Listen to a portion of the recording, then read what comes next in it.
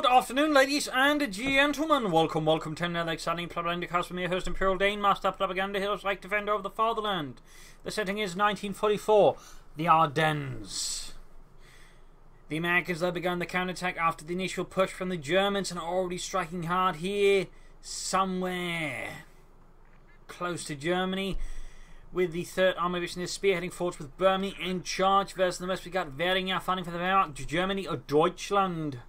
Fighting here for the 15th Panzergrenadier Division with assault support, Jaeger infantry and storm doctrine. Hello there. Versus heavy cavalry from Burmie with triple infantry, Panzergrenadier, Panzerfaust infantry here for Væringjar. Grenadier MD42 built here for him with double rifleman for Burmie.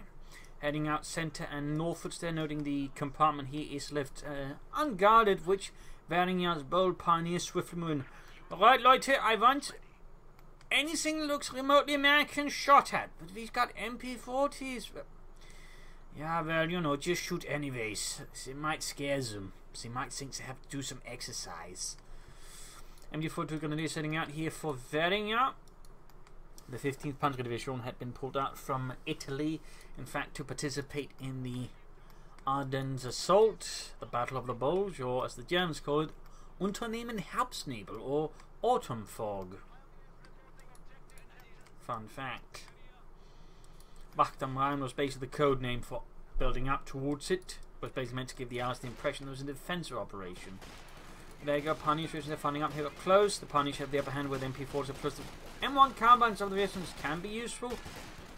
And in this case, notice they can do some damage, but up this close, they just don't stand much of a chance. They usually sort of bed off supporting, say, rather than doing an engagement that way, getting off some extra free shots. MD4 to come up the Pioneers in the north-southwards, Grenadiers there, with more Grenadiers on the way there for Væringjar. Another son of a doctoral choice here yet for him. Burmie there with more rifle on the way there, more gentlemen wielding the M1 Garand semi-automatic rifle. The American infantry doctrine was basically centered around the rifle, in this case, of course, emphasizing the M1 Garand, meaning that the machine guns actually got less emphasis, so they were all much more sort of older stuff compared to the Germans, which actually did it the other way around. German infantry doctrine centered around machine guns, de-emphasizing the rifle, meaning they just sort of stuck around with essentially a World War I era bolt action, of course slightly short and all that, but essentially that because they focused on the MD34 and then the MD42. So some fun facts there. Additionally, the third doctrine was also supposed to emphasize rifles. Problem was they couldn't get production of the SVT-40 going enough there, so they mostly had to make do with bold actions like the Mosin Nagant. Little fun fact there. And the British doctrine sort of went a bit the way of the German one, but they opted for Bren light machine guns and specifically and sort of went the other way of the Germans, where the Germans just focused on raw firepower. The British aimed for a light machine gun that sort of had a lot more accuracy to it. Overall, riflemen standing about here in the south, riflemen standing about here, grabbing territory. Note, there's clearly a bill here for an attack for Væringjar. You can see Grenadiers. He's also possibly expecting Burmie to make the first move. Burmie's nicely dug in. He doesn't want to make it. You know, I mean, if he can draw his opponent out there, that's pretty great for him because that's negative cover. Again, he's got heavy cover, so that's a very advantageous position there for Burmie. And he's obviously just going to hope to draw in Væringjar there. But there you go, Væringjar. He actually moves up the unit there too fast. Triggers the entire Grenadier force there from Væringjar, who's going for a 4th Grenadier, who's going for Jaeger infantry as well. Opening up there for G43s. The Germans did, of course, later into the war begin focusing on semi-automatic, you know, stuff like the assault rifle, but that was not exactly how it sort of began, you know, back in the 30s and all that, where the sort of all those things were initially put into line. MD4 turning about here, Pioneers securing each other. We've got the 5th Cavalry on the way there for Burmie. Nice piece of anti-infantry weaponry. Very good there, of course, even versus light vehicles. Very flexible, very much a part of the American metagame at the moment. Riflemen occupying the church here, opening up their Grenadiers out in the open. We'll have to see if how many G43s Væringjar goes for. He goes for any light machine guns. One thing you definitely should go for is ambush camouflage and anything with, you know, more than a bolt action rifle. Like machine guns, great. Grenadiers with a light machine gun, amazing. G43s might even benefit a bit from it. They're not quite near as much as they get a light machine gun. We got push here for the car front, rear ones nearby.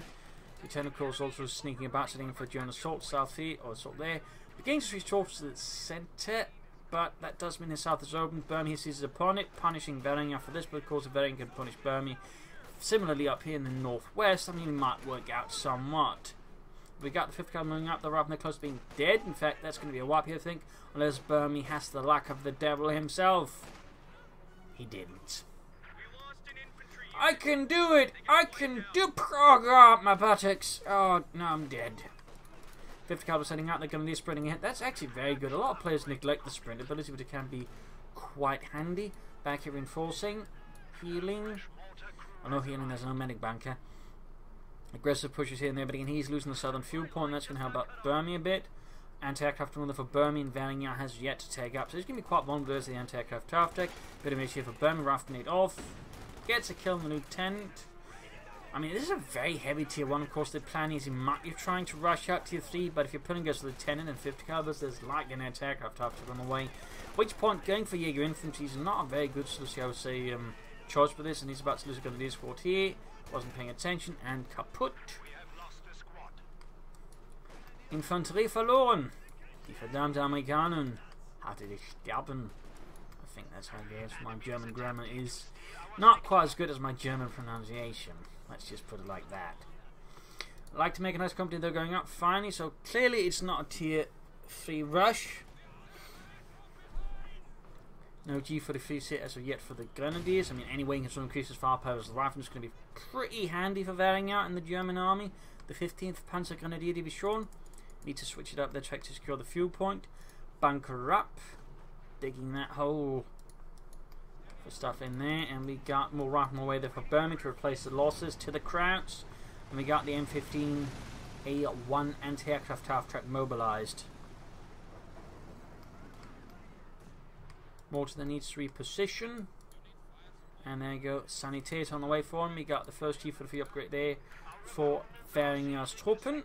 Northern point there being secured. He's going to need a pack 40 here to have a chance as the half-track plus.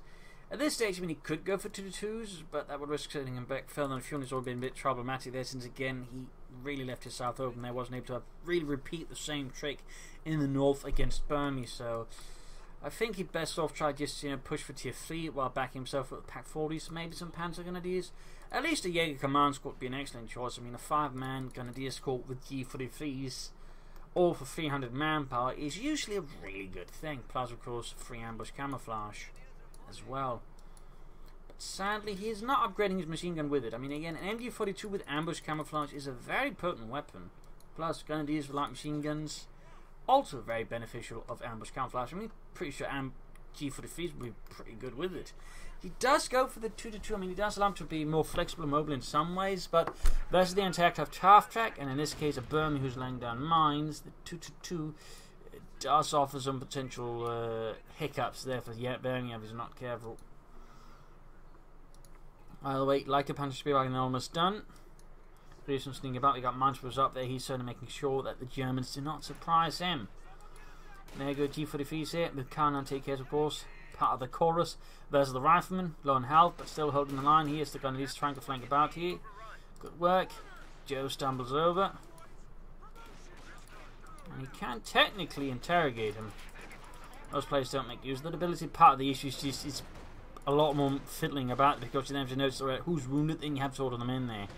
But I mean, theoretically, it can be quite handy just to have a good idea what your opponent is doing at times. Alright, Væringjar is in fact committing to double 2-2s. That is incredibly ambitious. I mean, if you can execute it correctly, it can actually swing the game around in his favour, since double 2-2s can actually lay down a lot of firepower. Plus, of course, absorb damage, which of course means your troops take less, and of course can allow to save up some manpower. But it is risky, it is tricky, and it requires some confidence in your 2-2 handling, and of course some good handling of it overall. One mistake there, and you really just throw yourself out a lot of resources. So it's a high-risk move here by Væringjar. But if he can pull it off, it's guaranteed to have quite an effect there. So we'll have to see what there. We got BARs up there for Burmie. A Browning automatic rifle, which was actually a World War I era weapon. As a fun fact. Grenadiers on the fire there. Mortar setting up. Jaeger command squad is available here for Væringjar. Panzerfaust in the half track. Needs some shit. The Grenadiers. Other Grenadiers squad doing what they can. The lieutenant next to cover. They're getting blasted by the Grenadiers. Easy targets. Got the 2-2s moving up. And there goes Notice. He's setting up there to just rush it. Double 2-2s in it. Notice can do a lot of damage on an aircraft attack very fast. Bonus, of course. There we go. Lost one. Still, it is down. And then go calling in the Jaeger command squad. Very good, very good. Pulling back the 2-2 there. I mean, overall just one here. I mean, it'd be preferable, of course, for him if he'd not lost any, but still, I mean, in that sense, it's a reasonable trade-off here for Væringjar. Now, of course, with the Jaeger command squad sort of apply some serious pressure, it's going to be a lot more tricky here for Burmie. He even got the 50 cal apparently while Burmie wasn't paying attention. Now, that's a real coup. That's going to be a real problem there for Burmie's infantry, since the 50 cal can really just wreak havoc when supporting Gundis aggressively and actively. Also, it is really good with ambush. Camouflage, unsurprisingly though so far again. Væringjar seems to be one of those unfortunate souls who just haven't realised how handy it is to get that, 5-second accuracy bonus while again engaging from a much more favourable distance. Like really just, it can really give most of your units a nice boost.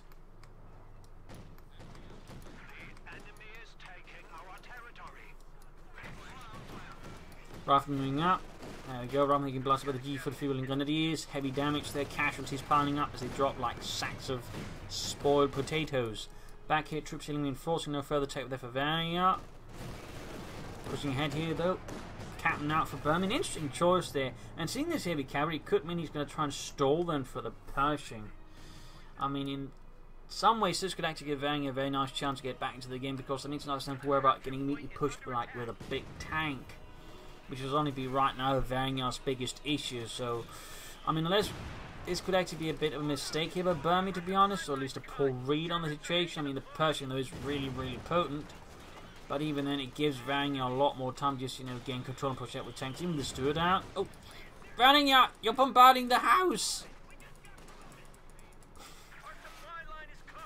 You're bombarding your own house! Well, technically the house you're occupying, but, details. And particular details, Germany never were particularly interested anyways.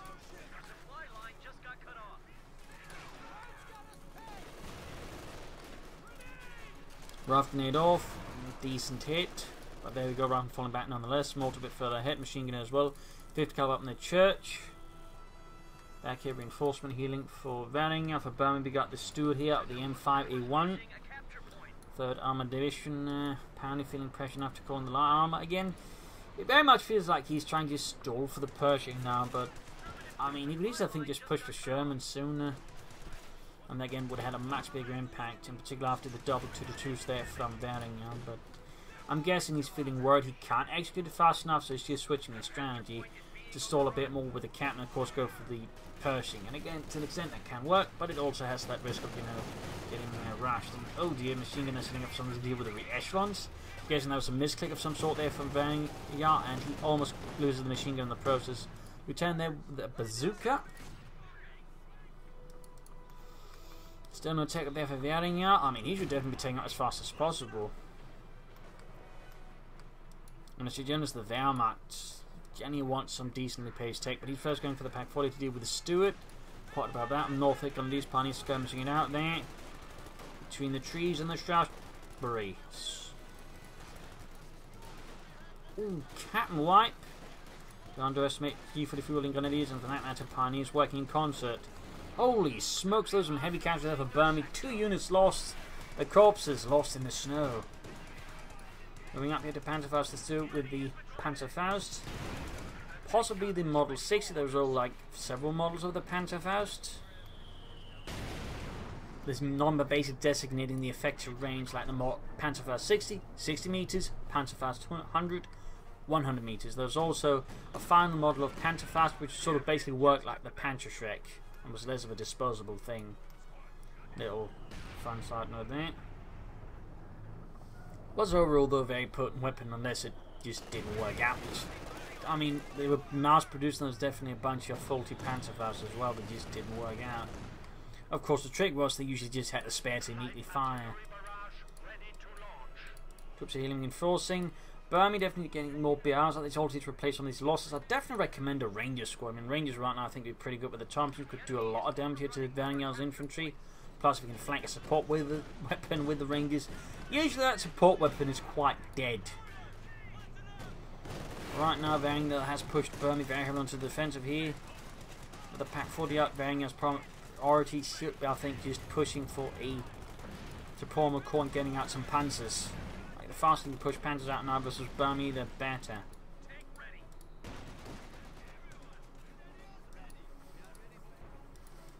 Up north, they're sandbagging in victory points, whilst we get a huge lead here for Burmie versus Væringjar. 50 cover, they're repositioning. Panzer up their Kholodny Ferma also shifting about a bit. I mean, he could consider laying down some telemines here and there to try and trip up the Stuart or any other armour. Burmie might consider getting here versus Væringjar. And I still think you should get some ambush camouflage up from machine guns. The new Jaeger command squad, they're sold on the rifle and pushing them back here with heavy, accurate fire. Pack out over Burmie there, bold move. Also a very potent move. I've definitely seen a lot more American players just beginning to use the pack counter because it's really potent. It's just the mortar there, the American mortar is just much more convenient, so most players tend to go for that, but there's definitely, I think, an increasing number of American players sort of realizing, hang on, the pack house is absolutely amazing. It has good accuracy, good AoE, just good range. Plus some handy abilities. So if you know how to use the pack out, you can really ruin most German players' days. But we can see though that Væringjar is definitely putting the G45s to good and aggressive use. Still want to take it there for Væringjar. Grabbing points in north, south, and centre. Rifle charging the G45 and Grenadiers. Grenadiers probably should pop in to cover there first, but too late for that. Mortar fire though. Oh, BAR dropped. My God, it dropped something. What is it?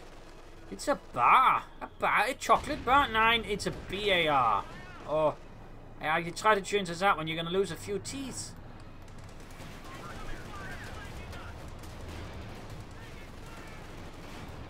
Taken out by the Stuart. But right now, Væringjar's got most of the map. Like, he's got a huge advantage here. He's also finally taken out. I'd definitely say that took him way too bloody long. I mean, he could have done this several minutes ago, had some point clock by now. And actually, not too far off from this moment, actually begin pushing out 8. Actually, could go for a Panzer IV right about now. Had maybe one out a few minutes earlier. So, definitely a bit inefficient there. It's always caused a bit of a thing that you can manage the Wehrmacht. You usually have like more steps to do when taking out, and of course for some players, if things get heated, it's something that can be easily overlooked. I mean, it's not like the American just press a button, tech happening, building happens, you even get a free unit. Like, there's a bit of a difference there between the two factions, to put it mildly. It's also usually why the Wehrmacht tier 3 Russians tend to struggle, because you gotta well remember to do the tech and then the building. It's a bit more management added there to the Wehrmacht, essentially. But even then, I mean, 17 minutes before it begins taking up is, I would say, way too slow there for Væringjar. It's definitely something they need to pick up on a bit. 50 cover setting out, there's still no ambush camouflage. I am disappointed. Disappointed. But he has added to the MG42, which is very nice. There we go, rifling out in the open under fire from it. And the move to negative cover, immediately suffering heavier losses from this. Veterans 1 game for the MG42, so good, so good. So Pommelkorn now being built here by Væringjar. And there it goes, you can see the pack house lands an absolutely hell of a hit there on the MG42, and there we go, almost takes it out with a second shot. Probably a part of it is just the mortar being nerfed, so it is still less lethal, which probably also given the rise to the pack out being more considered now. Pack 4 needs to get out of there. And we got a light artillery barrage off here. A light infantry Geschützbatterie, providing nearby artillery support though. I'm not entirely sure they actually were used for that. Like, they were much more just like direct arc fire rather than, you know, shall we say, arcing shots. Well, apparently they could fire from it still. Our entertaining, they're cleared up, but we can see they're Væringjar quick counterattacks. Back here, healing reinforcement. He's probably going to go for a Panzer IV, in most cases the better situation after they nerf the Ostwind. So there you go, Panzerkampfwagen 4 there, should be called in for Væringjar. You should by this stage to begin having a good read of what Burmie is doing, which you should probably realise is a Pershing. So after he's got the Panzer IV, you should probably begin backing up the Sturmgeschütz to prepare for the arrival of the Pershing. We'll have to see if Væringjar does that, or just go straight for the Stugs. Right, have we got 50 caliber ambush camouflage as well? Sehr good, sehr good. Captain straight into that. Jaeger command squad then getting the reassurance and almost taking out the entire unit. Burmie, they definitely have some issues with his infantry preservation versus Væringjar and the 15th Panzer Grenadiers. Troops are healing and enforcing. Pulling them into cover. Rifle officer trying to catch the advancing units. Close but no cigar. He's going to have to retreat from here, though the units being utterly overwhelmed. Heading up, Rifle Grenadier back to lay down a smoke screen to further cover up the retreat of the Jaeger command squad. Would not have been a bad idea back here, healing reinforcement. Panzer almost down there for Væringjar. With replacement reassurance on the way there for Burmie. Certainly, again, another sign that he wants a Pershing up, because otherwise he's not going to have a lot to repair the bloody thing with. Grenadiers sending out. And there you go, Panzerkampfwagen 4 mobilised there for Væringjar. Ports there being secured here and there. He's been able to cut down some of Burmie's lead, but Burmie still has a notable lead over Væringjar in terms of victory points. Væringjar, sadly, it seems, never quite got around to lay down some mines where he actually had most of the map, which you do feel is unfortunate. And then we can do again to make it hard for Burmie to get back into the field is usually what you want. So rather unfortunate here for Væringjar. Great for Burmie though, absolutely amazing. If he could do a victory dance, I'm sure he would. Hackouts lands an excellent hit there.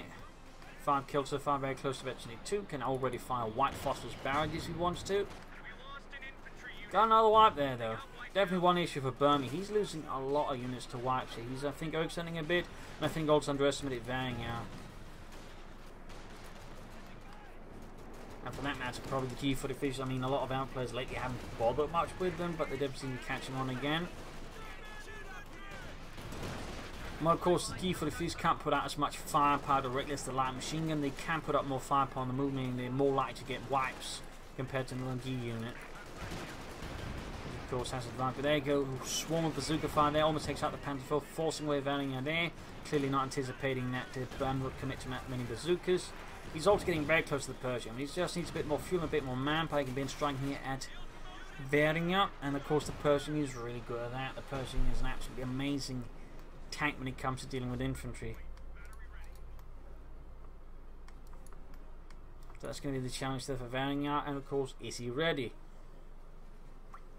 He can begin building a Stug right now, but the question of course is, does he realise he needs a Stug? He's got one pack full in a Panzer IV. That is going to be very insufficient there for dealing with Burmie's Pershing unless Burmie handles it poorly. Væringjar committing to a second Panzer IV, so he's clearly not anticipating a Pershing. He is not considering it. He doesn't think it's necessary, but that's the Pershing. You definitely want some Stugs to lay down enough fire there to sort of, you know, threaten it. Because Panzer IV versus Pershing, the Pershing definitely has the upper hand. Plus, I think Væringjar's currently got enough anti-infantry. It's more again the Pershing threat he needs to worry about. And the Pershing is absolutely amazing at wiping infantry, so if he's not careful, Burmie can quickly swing the game around in the back of that one. Panzer IV still landing good hit there on the Stuart.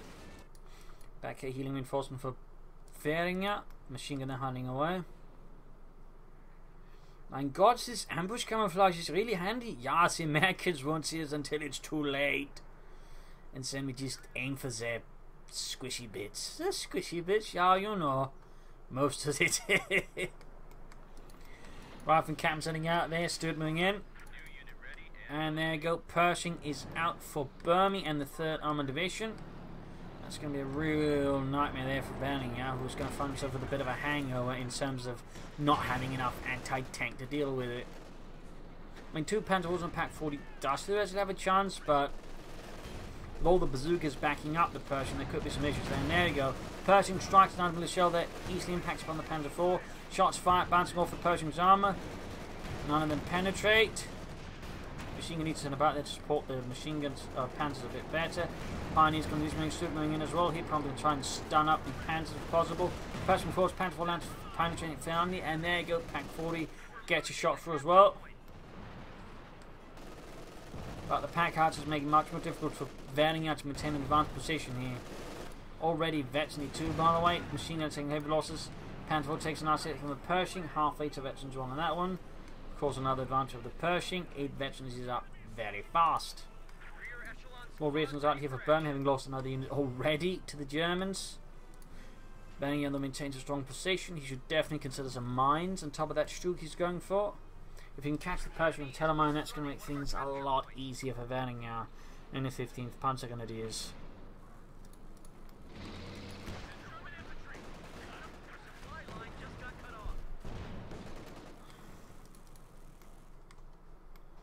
Sturmgeschütz 3, halfway done. Stürming about. Most Panzer divisions, by the way, would mostly have a battalion of Stugs attached to it directly or part of it, usually in the tank destroyer battalion. And they would usually actually been Stug 4s rather than Stug 3s. Another fun note there. All directed from the Panzer Howitzer there on the Panzer IV. Using very nice work there, pushing it further behind. It's got one Stug close air support ready, could be useful, but so good telemines.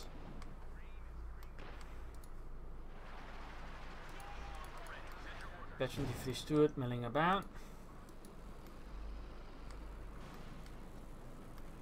Sturmgeschütz mobilized there for the German army, pushing through the centre. Burmese needs to be careful. Oh goodness! Pioneers wiped. Pack 4 repositioning at the wrong time. In fact, machine gun getting blasted the Pershing. The Pershing is just tanked through the Germans. Alongside that Pack Howitzer. Pack 40 there in a awkward position. He can't shoot. I'm guessing Væringjar might be feeling a bit stressed out here by Burmese tactics on the Pershing. Not impossible. Stug moving up, takes a hit here. We got the Panthers moving up. Need to be careful. He doesn't gauge this incorrectly. And we got air support called in, but I feel like the timing is incorrect for it. Basically, in this case, Burmie can very quickly fall out of it. Usually want to call in the air support if in a situation where they can't easily get away from it. In this case, he ends up just wasting 200 munitions on it. Could, I think, benefit a lot more from just laying down 4 telemines in different positions. Probably to just catching the Pershing with one of them. Panzer IV going in for the Pershing, low on health though. Really, I think a poor call here. Jameson the Stug is starting to keep up, and there's infantry behind which can assist. There goes about to lose a Panzer IV. And of course, still got the bazooka team supporting the Pershing. So, this is Væringjar, I think, is losing sight of the bigger picture just to try and take out the Pershing, not realizing you're still got a much larger force than Burmie, but instead just wants the Pershing dead and is more than willing to just toss it all away. So he's just throwing away 2 Panthers, trying to get the Pershing dead and succeed. They were low on health, low chance anyway, so definitely a poor read there by Væringjar, unfortunately for him. Great for Burmie though, great for Burmie. And of course already very close to Veteran 2. So while Burmie might have weak infantry preservation, Væringjar's panzer preservation seems to be on par, and at this stage of the game, panzer preservation is quite important. Now he commits to another Panzer IV, rather than say going for another Stug to help deal with the Pershing. So it definitely feels like Væringjar is struggling here with priorities right now versus Burmie.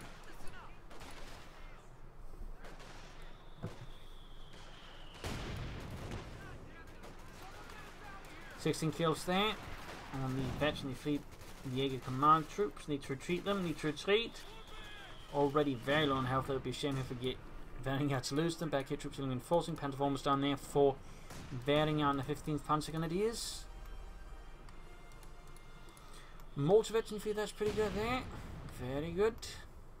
Pershing is more or less good to go here for Burmie and the 3rd Armoured. Sturmgeschütz in down repairs. Adding a pin light machine gun, very good, sehr good.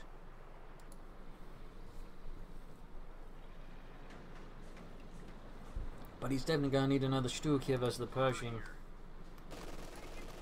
Grenadiers hunting out there, basically using it as a spot for the machine gun and other things. Pershing up shooting at the Pack 40. Pack 40 is for some reason not responding though to it. Guessing somehow the tree's obscuring its line of fire or something, which is a bit weird since the Pershing needs to fire directly at it. And there you go, Pack out from the machine gun. Pershing a bit damaged up there. Stug still being repaired, still an additional Sturmgeschütz here for Væringjar, moving ahead further, need to be careful. Direct hit on the Pershing. Pack 40's hanging back. Careful, careful, Væringjar. Forsicht.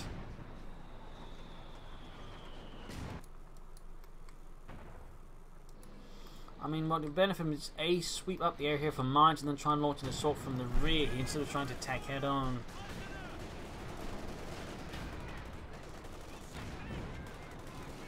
Yeah, try and catch Burmese forces contained within the compartment area there with a pins maneuver that's going to make it hard for them to get out of there safely.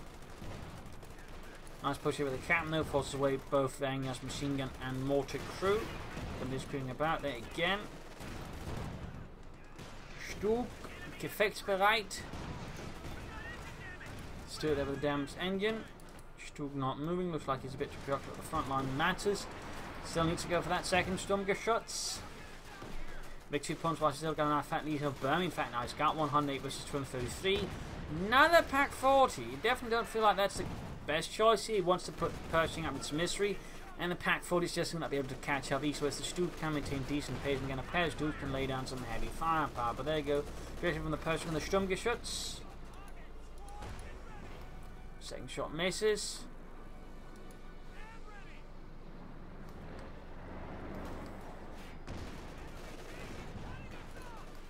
Six kills in the Panzer IV. Troops yelling enforcing. More rifling out of Burmie. Sadly, no Rangers. Sadly, no Rangers. There you go. Second Panzer up their cannon out here for Væringjar.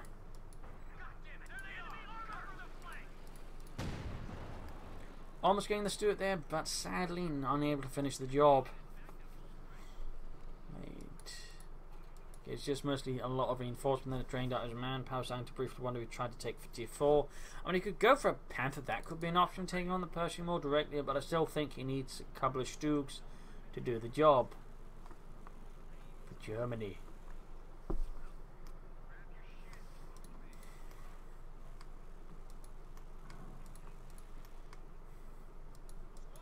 Cat Rifle they're moving about. And he's sneaking up. He's actually got most of his units there with ambush camouflage. Very good, very good.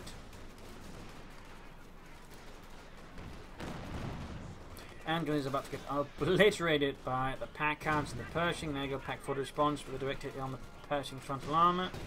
Sandy's getting too focused in the centre. He's not trying to do much in the north. He's not trying to outmaneuver Burmie, which of course allows Burmie to attack, and he's got fewer forces allowed to use them more effectively rather than trying to outplay him that way. So that's also been, I think, an issue there for Væringjar. Stug and Panzer IV, the reports on the riflemen, heavy severe casualties. Machine gun there, more or less taken out, obliterated. In the south defence here, Stug taking some hits here. Sturmgeschütz veteran to 1, closing veteran 2. So good, so good. But he really needs a second Stug.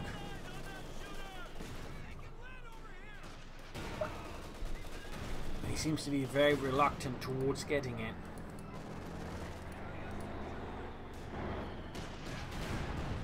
Dalbasuga finally on the Sturmgeschütz. Back here, healing enforcement going on there for Væringjar. And rather than hold it by the 50 caliber straight on, the ambush camouflage course proving to be quite helpful as well.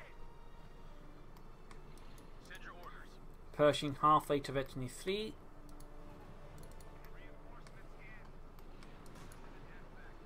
And Jaeger trying to keep up. But which one in the line of fire, the Pershing which immediately obliterates poor Ludwig. Careful with the Stug, Væringjar, and get another one, as I keep saying. Stug heading southwards there. You can see the Burmie now trying to finally extend the front line as well here by trying to attack Væringjar elsewhere, forcing him to divert attention to deal with that. Which of course we need to get weakened elsewhere. So I think some better moves there from Burmie.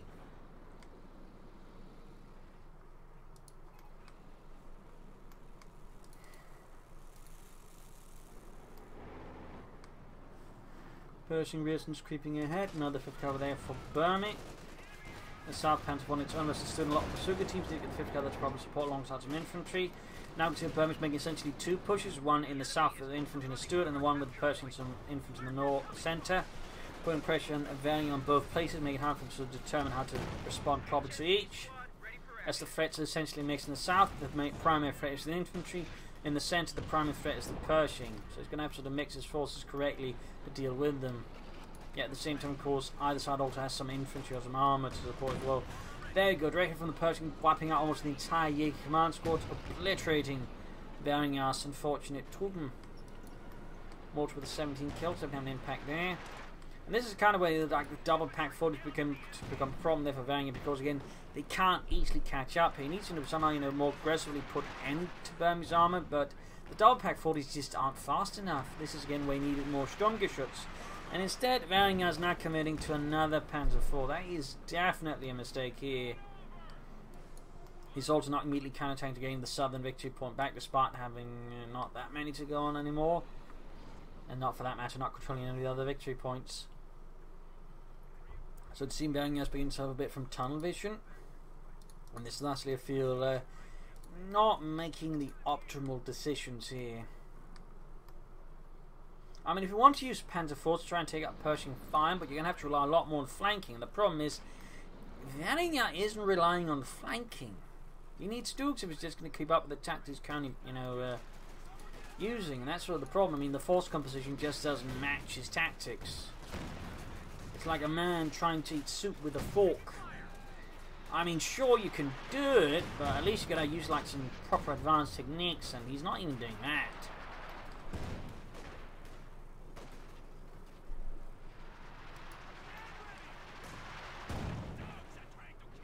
So there definitely feels some issues there for Væringjar if he doesn't change up his tactics or his force composition.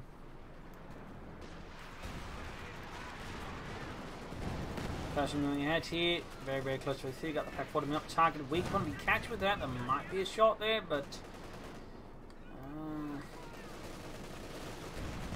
right north line from the centre, Panzer 14 hit for the Pershing, which gains veteran 3. That's definitely bad news there for Væringjar's troops and armour. Pack 4 is being flanked with the Raffen. Panzer 4 need to deal with that. Losing the centre being obliterated. We got an air support called in again. Panzer 4 on the south is just not moving. This is a sort of situation where you get all of your armour in on it. And there you go. Heavy mortar fire, anti-tank fire there from the aircraft moving as well there. Pershing almost taken out. Panzer 4 finally on the move there, flanking in. Could take out the pack out. They're very good. And he's moving in the Stug first, not the Panzer IV or anything else. Allows the Stug, which is the least health and armour, to advance the... not good, not good. He's also ignoring potentially other things. And he's also not focusing on securing territory. He's trying to just destroy Burmie here. Meaning he's willing to throw a lot there. The problem is, again, he's not getting any territory. He's bleeding out victory points very fast. So right here, I think Væringjar has just lost sight of the battle. He just wants the Pershing dead, and he doesn't care about anything else. Pershing there, they're almost taking out here, so the Stug and the Panzer moves in. Væringjar here, or Burmie obviously, focusing down the Stug. You should have kept the Stug a bit better distance, let's make use of its range better. Panzer horse there almost got the Pershing, veteran 3 though, again high rate of fire, high mobility. Panzer horse missing, bouncing, Panzer 4 down. Ace Pershing here versus 1 Panzer 4, 25 kills, shoots, hits a shed. Panzer 4 trying to move about the explosion ridge to the Pershing. There we go, another hit, and there we go, using use of the superior speed of the Pershing. Shot missed, and there we go, takes out the Panzer 4. Had he not moved that Panzer 4, he might have been able to get off the shot he needed, but he moved it, decreasing its accuracy by 50%. So there you go. The Væringjar has been utterly obliterated. Once more, I think, losing sight there of the larger battle just to focus on the Pershing. So there we go, GG, game over. Væringjar ultimate field was just brought down by a terminal case of tunnel vision. First, he overfocused too much in the centre, didn't put enough pressure here, for that matter times in the south. And 2, he also just kept overfocusing on the Pershing. I mean, it's a potent weapon, but if you can just clear everything around, it becomes a lot less potent. But he just kept committing himself to some really rash, overreaching attacks to try and take out the Pershing, usually losing himself several pieces of armour. At the same time, he just refused to get more than 1 Stug to do it, so he's just sort of working on this slightly dissonant level of he wants the Pershing dead, but at the same time he's not willing to commit to either a bunch of Stugs or a Panther, which are much better suited for taking on the Pershing, yet someone wants to use the Panzer IV. Yet he doesn't want to use the Panzer IV, trying to outmaneuver the Pershing, he wants to take it head on. Like, there's just... Like, it just felt like Væringjar wasn't quite coherent by mid-late game. So while he had some really good moves, I think some good tactics early to mid, it just sort of fell apart there from the mid to the late game.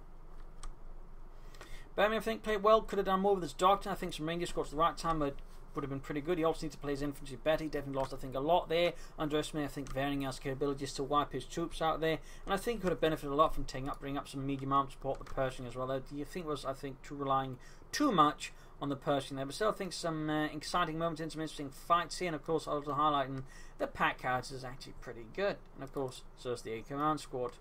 So I hope you enjoyed this match. Hope you learned something from it. If you did, subscribe, like, share, comment on it. You can send a replay on via the link in the video description. Do provide details around the ladder, number of players, map, so on there. And of course, if you like to do, you can also support by PayPal or Patreon. Links in the video description for that as well. This is Imperial Lynching. Cheers. Thank you for watching. You're all a wonderful audience. And hope to see you tomorrow again for another exciting episode.